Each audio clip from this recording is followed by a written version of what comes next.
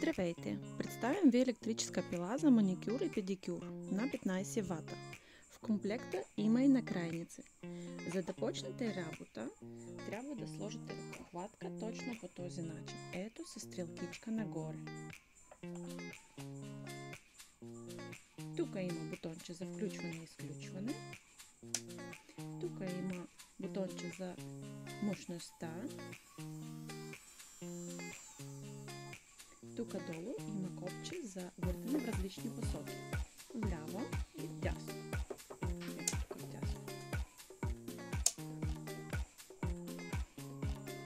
За да смените накрайник, трябва да завъртете ръкохватка вляво и да се чува едно щракане. Сменявате накрайник. Пак завръщате вдясно, да се чува едно щракане. Пила няма да работи, когато е отключен накрайник. Само в това положение.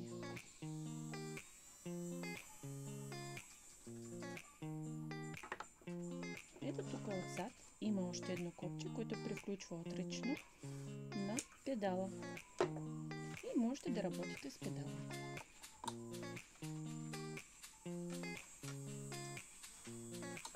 Приятно ползване!